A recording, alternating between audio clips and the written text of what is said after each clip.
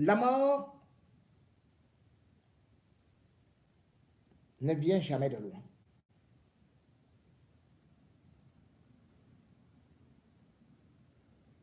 J'avais alerté Franck Biya sur son empoisonnement. Dieu merci, il s'est soigné. Et rappelez-vous qu'il n'y a pas très longtemps, je vous avais alerté sur les fréquentations de Franck Biya avec des individus de moralité douteuse, pratiquement des trafiquants. Je vous avais déjà parlé de ses relations avec le fils adoptif d'Ali Bongo, Noureddin Bongo, qui a rêvé d'être président couronné par l'intermédiaire de sa maman. Et surtout, j'avais dit que dans leur amitié, il y avait quelque chose qui circulait après ce qu'on peut dire la mort précipitée d'Ahmed Bakayoko, qui était bien placé pour prendre la succession, ou plutôt qui voulait prendre, qui rêvait de prendre le fauteuil d'Alassane Ouattara. Je vous avais parlé d'un réseau. Un réseau alimenté par la drogue. Et je vous disais que après la mort d'Ahmed Bakayoko, il y avait le relais au niveau du Gabon, d'où d'ailleurs des accusations qui ont été portées contre Noureddin Bongo. J'avais également dit que le fils du président équato-guinéen, qui lui-même est vice-président, était aussi un ami de Franck. Toujours dans les mêmes réseaux.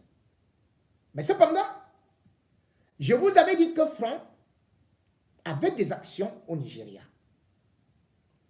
qu'il avait des structures au Nigeria, que beaucoup d'argent de Franck se trouvait au Nigeria où il avait investi. Que ce soit dans le domaine du pétrole, Franck est impliqué au Nigeria. Vous pouvez donc comprendre aisément pourquoi est-ce qu'il s'était précipité pour aussi aller rendre nuitamment la visite à Mahamat Idriss Déby lorsqu'il y a eu justement une brouille entre le Cameroun et le Tchad par rapport à la société Savannah liée au pétrole. Franck Biya, très cachotier, apparemment timide, puisque les Camerounais ne viennent que de découvrir sa voix quand il a eu à s'exprimer à Nice. Et donc, celui-là également qui a des ennemis ou qui a des amis qui sont dangereux, avec qui il fait des affaires. Je vous avais donc parlé d'un certain Franck Talon. Et je vous avais dit que ce Franck Talon a été mis en prison au Togo, à sa descente d'aéroport. Il venait d'Abuja, au Nigeria, où il venait de rencontrer Franck. Mais on ne sait par quelle acrobatie, après quelques semaines, il a réussi à sortir de cette prison. Puis Franck Talon s'est retrouvé une fois de plus à Abuja, au Nigeria. Vendredi soir, à l'hôtel de Franck, il y a donc l'un de ces hommes qui est très actif dans les réseaux sociaux, Bachirou, que vous connaissez très bien puisque ce sont ces audios qui ont été publiés souvent lorsqu'il était en train de faire des témoignages contre le Zomlo des Zomlo à Moukbelinga. Bachirou se trouve donc à Abuja. C'est là-bas où il est parti se réfugier. Il est parti se réfugier à sa sortie de prison. La prison de Bachirou, vous la connaissez, comment ça s'était passé, je peux vous le rappeler, c'est-à-dire que juste après l'élection présidentielle du 7 octobre 2018, donc le 8, qui était le lundi, Bachirou est arrêté ou se fait arrêter sur instruction d'Amouk Belinga, le Zomlo des Zomlo, qui était son grand ami. Il va se retrouver en prison avec une des copines du Zomlo des Zomlo.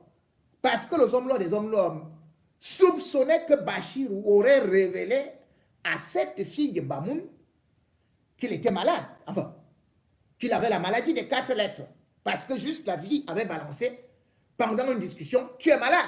Et comme il savait que Bachirou connaissait le secret, il avait fait qu'on arrête Bachirou. Bachirou avait été en prison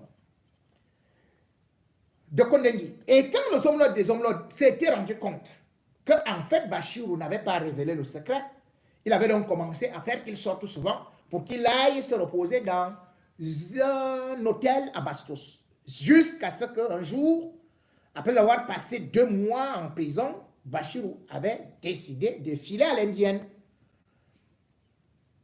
Il avait fui l'hôtel, s'était réfugié, et pour quitter le Cameroun, 1 an après, il avait dû se raser, et qui l'avait aidé, c'est un ami de Franck.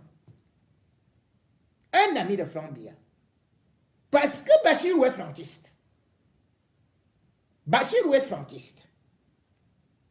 C'est quelqu'un qui soutient beaucoup Franck Biya, il ne se cache pas. Donc c'est Théodoran qui avait fait qu'il sorte du Cameroun. Certainement, peut-être par une voiture diplomatique. Mais une chose est sûre, c'est que pour quitter du Cameroun, il s'était rasé.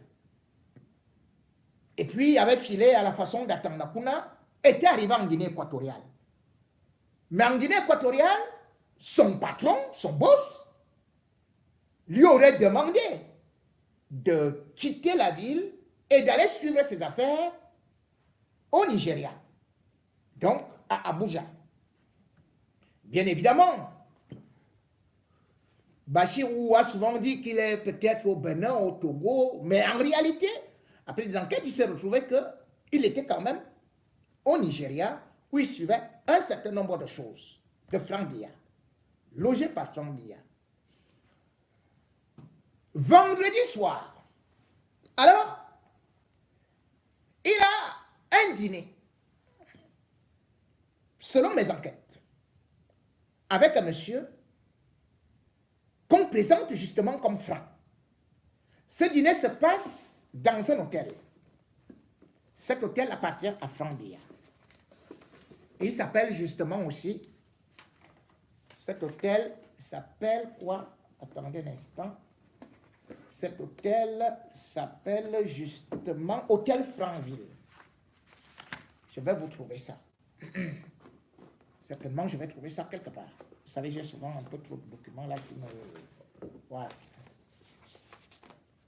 Voilà. Ça, c'est au Nigeria.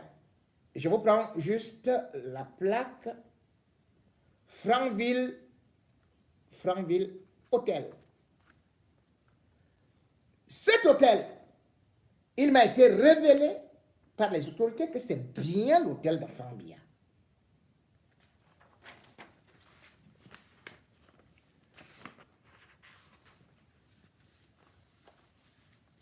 Franck Biya, je vous avais aussi dit qu'il est actionnaire avec Dangote dans l'une des plus grandes surfaces, dans le plus grand mall d'Abuja. On appelle ça Jabi Lake Mall. Vous pouvez trouver ça sur Internet. Franck Biya est actionnaire majoritaire dans ce mall. Donc devant Dangote, le milliardaire. Et il va souvent là-bas pour des conseils d'administration. Je ne sais pas pourquoi ils se sont retrouvés là-bas. Je ne sais pas si c'était à la demande de Franck, mais toujours est-il que aux alentours de 19h40, Bachirou est quitté de cet hôtel à bord d'une Mercedes 550. Et derrière lui, enfin, dans son véhicule, je dis bien, Bachirou est le représentant de Franc, là-bas, au Nigeria.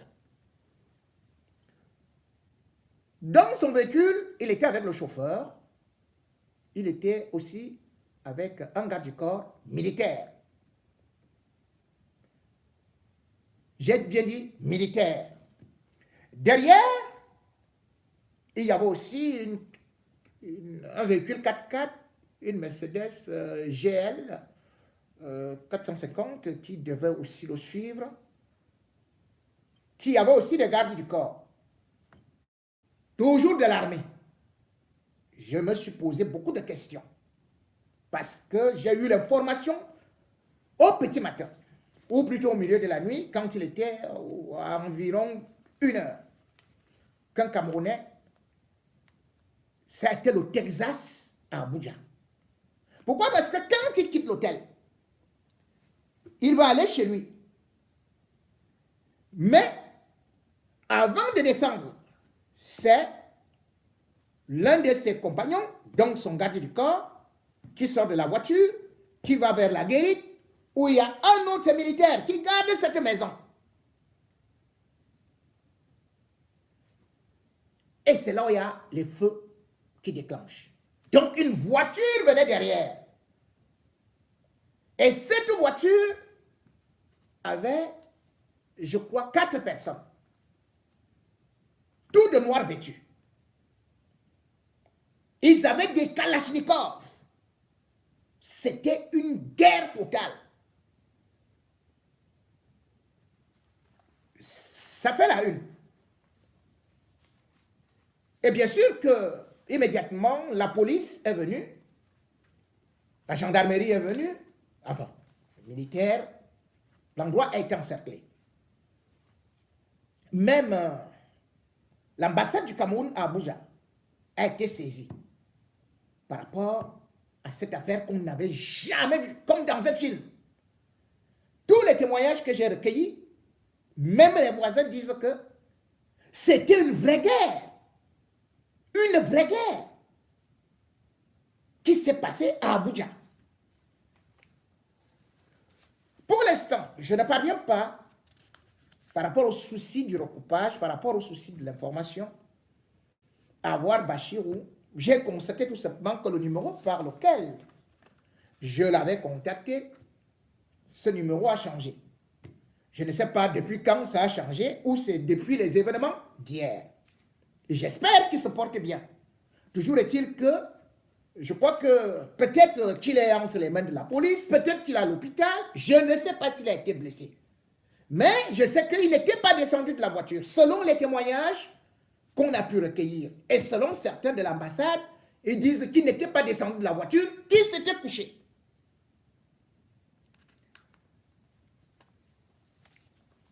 Ça ressemble donc à un règlement de compte. Qui a voulu tuer Bachirou? Et pourquoi? Je reviens donc à ce qu'on parlait de ce trafic de ce trafic de drogue. Peut-être que l'autre s'est senti lâché. Peut-être que Bachirou connaissait quelque chose. Peut-être que Bachirou a été piégé pour aller défendre les intérêts de Franc Biya. Mais en poussant l'enquête, j'ai d'ailleurs découvert que la maison que Bachirou habite, c'est une villa. Une villa qui a 4 chambres. Derrière, je crois qu'il y a 2 balcons. Il y a une cuisine américaine. Et il y a un salon et tout ça. J'ai voulu savoir qui était le propriétaire de ça. Et bam, je découvre que le propriétaire de cette maison, c'est Franc Biya. Donc là où loge Bachirou à Abuja, c'est chez Franc Biya. Et je découvre que Bachirou a une garde, a eu d'abord une garde de 4 personnes, des militaires. Comment est-ce qu'on peut donner à un civil comme ça, qui n'est pas président, qui n'est pas ministre, qui plus n'est pas nigérian? Comment on peut lui donner d'abord 4 gardes du corps? Et quand bien même les voisins témoignent, ils disent que c'est 6. Il semble donc que selon ce qui a été concocté, enfin, selon les témoignages, quand Bachirou est arrivé, il aurait eu d'abord 4 gardes qu'on ne voyait jamais au quartier, mais c'est des hommes en tenue, dont un au niveau de la guérite, et puis les autres qui l'accompagnaient. C'était pour quelle mission? Moi, je connais que Bachirou était spécialiste de la vente des voitures. Je ne connais pas Bachirou comme étant un homme en tenue. Tout ce que je sais, c'est comment se peut-il qu'il se retrouve. Et après la mort, après la mort de Martinez Zogo, il y a eu une première alerte là-bas. Les gens étaient arrivés et il y a eu des sirènes qui avaient déclenché, mais Bachirou n'était pas à la maison. Il n'a jamais raconté cet épisode. Mais Franck Biya avait donc décidé de renforcer les effectifs.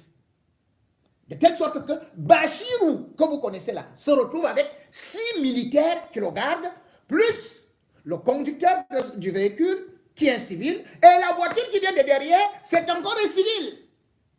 Mais pourquoi? Pourquoi? Franck Biya, c'est donc notre futur chef d'État qu'on voulait nous faire croire, qui est donc dans la mafia. Parce que ça, c'est une affaire de mafia. Peut-être que, comme dans la mafia, ça se règle souvent qu'on finit avec ta famille, on finit avec ton bras droit, on finit avec ceci et cela pour te faire mal. Il faudrait que Franck Biya explique au peuple camerounais ce qu'il fait au Nigeria. J'avais dit ça ici. Voilà une affaire qui devient internationale. Voilà une affaire qui devient, comme on appelle souvent, mais ça devient les affaires de Pablo Escobar, les gangs et tout ça. Mais on n'avait jamais vu ça. Ce qui est en train d'arriver au Cameroun, au Nigeria. Il faut voir le... C'est... Cependant, on pourrait aussi dire, est-ce parce que Bachirou détiendra aussi certaines choses? Au départ, Franck Biya, parce que quand on lui donne deux nouveaux gardes du corps, on disait que non, c'est parce que Zomlo est en prison et il est toujours plus dangereux, et puis c'est comme ça. Parce qu'au niveau de l'enquête et des témoignages, je peux vous dire que pour l'instant, on ne donne pas beaucoup de choses, mais on parle d'un règlement de compte entre les clans et que le fils du chef de l'État est impliqué. Et que c'est d'autres personnes aussi, donc je ne sais pas qui, pourraient venir du Cameroun ou pourraient venir d'ailleurs, puisqu'on a lancé une course-poursuite. À l'instant où je vous parle, puisque je ne peux pas en même temps être de l'autre côté, je ne sais pas s'ils ont déjà été arrêtés, mais toujours est-il que le véhicule qui venait derrière, selon les premières images qui ont été récupérées auprès des vidéos de surveillance de la voie publique, ce véhicule s'est quand même arrêté dans l'obscurité, donc avant le véhicule et envers le feu, mais a fait marche arrière de plus de 300 mètres. Donc, selon les premiers éléments de l'enquête, il s'agirait des professionnels, c'est-à-dire, c'est des hommes en tenue. Parce que faire marche arrière et la façon dont ils ont conduit, selon les premiers éléments de l'enquête, c'est des professionnels. C'est donc, quels professionnels? Viennent-ils du Cameroun? Puisque nous savons que notre DGRE est capable de tout et tout, on n'en sait rien. Mais une chose est sûre, c'est que le Cameroun aujourd'hui est soupçonné. Le Cameroun est toujours indexé, d'autant plus que la DGRE, on a vu jusqu'où elle pouvait opérer, jusqu'où elle pouvait être impliquée dans n'importe quel crime crapuleux. Oui, on a arrêté Eko, mais il y a encore, même si on a arrêté le Zomlo des Zomlo, même si on a arrêté certains autres éléments, mais il faut se dire que les services de renseignement au Cameroun agissent beaucoup à l'extérieur pour faire des sales coups. Et c'est l'image aujourd'hui qu'on peut avoir.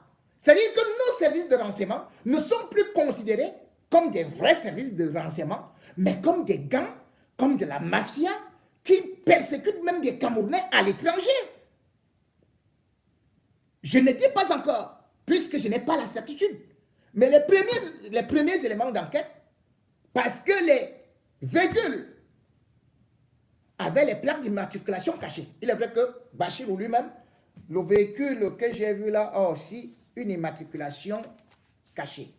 Mais je ne sais donc pas qui est qui, mais toujours est-il que ce que j'ai vu ressemble quand même à quelque chose qui est beaucoup plus grave. Grave parce que l'argent de l'État du Cameroun est dilapidé. Franck Biya des sociétés. Franck Biya a investi aussi à l'étranger, mais cet argent part du Cameroun pour des paradis fiscaux, pour des endroits qu'on ne connaît pas. On attrape des gens qui ont des bars pour payer les impôts. Franck Biya a exploité les forêts du Cameroun. Il venait avec des étrangers, des brigands, des bandits. A-t-il payé les impôts? Et même quand on parle aujourd'hui de la privatisation de la Camtel, on disait qu'on allait renflouer la Camtel. Mais on retrouve toujours Franck Biya derrière. Puisque avec les affaires des OTZ, où les titres ont été récoltés, distribués, donnés à Franck Biya. Et Franck Biya a travaillé avec d'autres personnes. Parce que vous avez, par exemple, vous allez vous demander que, mais comment Fosso, Yves Michel se retrouve à l'extérieur? C'est les réseaux Franck Biya, Chantal Biya. Parce que dans l'affaire des OTZ, il faut savoir quand même que Franck Biya va passer par Yves Michel Fosso, qui a la Société financière d'Afrique. Et Franck Biya a une société qu'on appelait la CIO, quelque chose comme ça, qui va utiliser Yves Michel Fosso, qui bien évidemment va prendre, c'était combien là? 35 400 titres. Ah oui, 35 400 titres. À raison, je crois que c'était à combien là? C'était 35 400 titres à hauteur de 4,4 milliards 700 millions. Ils ont fait le business. Ils ont détourné l'argent du Cameroun. On a même parlé d'un détournement de 100 milliards. Paul Biya qui nous dit qu'il lutte contre la corruption. Il avait mis les ministres, les autres en prison. Il n'y a jamais eu ouverture d'une information judiciaire alors que la loi du Cameroun dit que sur une simple dénonciation, on doit saisir, le procureur de la République doit s'auto-saisir. Comment se peut-il donc que Franck Biya est cité dans plusieurs affaires? Et chaque fois, il cherche toujours à se laver les mains. Personne ne le poursuit. Personne ne demande d'explication. Personne ne dit rien. Donc c'est une immunité présidentielle. Il est élu de la nation. Il est quoi?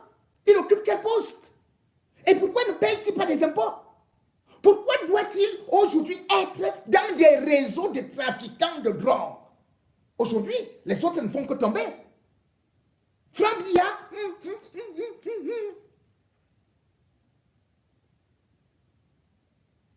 je n'exclus peut-être pas que le sommelier des hommes là puisse dire peut-être qu'il va régler les comptes aussi à Bachirou. Même à moi, il avait tenté à plusieurs reprises, et d'ailleurs deux individus ont été arrêtés ici en France et sont actuellement en prison. Ils peuvent, puisque le Nigeria est à côté. Il peut toujours, ne vous en faites pas. N'est-ce pas qu'il signe tous les décrets là, étant en prison? N'est-ce pas qu'il actionne tout ceci et tout et tout et tout, étant en prison? Donc, peut-être qu'il faut aussi regarder de ce côté-là, mais c'est Franck Biya qui est allé, qui a mis Bachirou là-bas à Abuja. Je prends donc, puisque mon rôle est d'alerter la communauté internationale à témoin,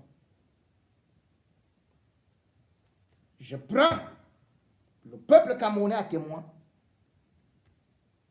que si quelque chose arrive à celui qui se présente comme le plus franquiste des franquistes et qui voudrait faire gagner, qui s'était donné pour mission de faire gagner Franck Biya à la présidentielle dans le Grand Nord, s'il lui arrive quelque chose, posez la question à Franck Biya.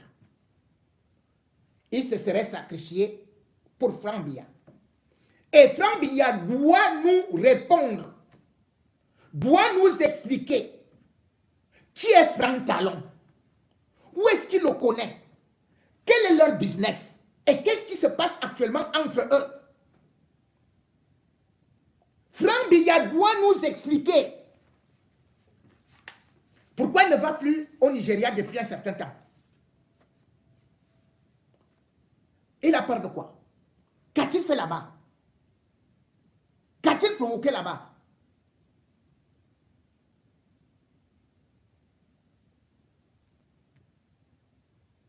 Combien d'investissements il a? C'est l'argent du peuple camerounais.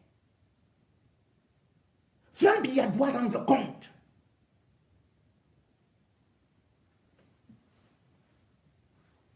Tu ne peux pas prendre les armes, tu ne peux pas prendre les diamants, tu ne peux pas prendre ceci, tu ne peux pas prendre les OTZ, tu ne peux pas prendre tout et aller investir ailleurs. Les Camerounais souffrent. Le monde qu'il est parti construire là à Abuja, où là il part mettre son argent là, ou bien aux Seychelles, là il est parti se marier. L'argent que Franck Biya est en train d'aller cacher à Sao Tomé et Principe. Pourquoi cette méchanceté? Pourquoi il ne vient pas investir dans son pays? Au moins, on va dire que Franck Biya a construit une usine. Le truc qu'il avait là, ou quoi, une machine forestière, allez, boum, fermé. D'ailleurs, quels étaient les salaires? Regardez comment est-ce que les employés, regardez comment les villages ont été pillés, les routes détruites, l'environnement complètement pollué à cause de Franck Biya. Et vous préférez aller avec l'argent du Cameroun à l'extérieur. À l'extérieur. Il y a des gens qui sont là. Quand ils vont me filmer ma très belle chaussure là. Oh, voilà la chaussure. La chaussure, la chaussure, la chaussure. Alors que même j'avais porté une telle chaussure. Mais j'ai rien porté. C'est même ma chaussure. Remboursez-moi ma chaussure. Mais vous ne demandez pas. Ils me disent que tu as déjà fait quoi pour le Cameroun? Viens faire ceci, c'est bien. Mais attendez. Moi, j'ai une maison au Cameroun. Hein. Je ne suis pas locataire au Cameroun. Mais Franck Biya, la maison qu'il a là, ce n'est pas sa maison. C'est la maison construite par Aïdjo. Il utilise 2 maisons de l'État parce qu'il a 2 femmes, dont une arrachée à son cousin. Il ne peut pas s'acheter une maison, même au Cameroun. Il ne peut pas construire une maison, même au Cameroun. Tu vas construire les Franck Hôtel à Abuja. C'est les étrangers qui travaillent là-bas. C'est là-bas où tu payes les impôts. Tu construis des malls à l'étranger. Avec l'argent du Cameroun.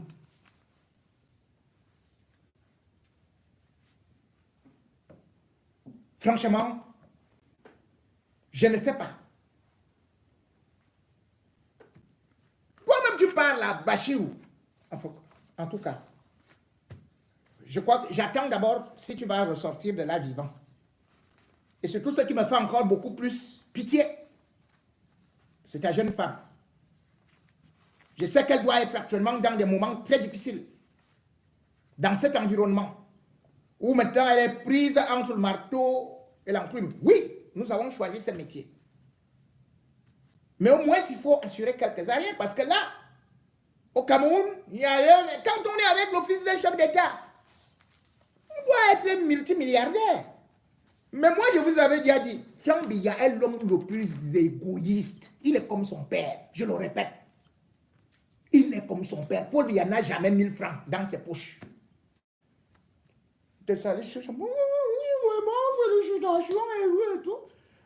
On vient, on lui remet un bouquet de fleurs. Il cherche quelqu'un là, il dit, venez-lui 100 euros. Venez-lui 100 euros, 200 euros. Franck Biya est chiche. Et c'est sûr que comme il est chiche, il est parti fait, parce que voilà, c'est un fait man.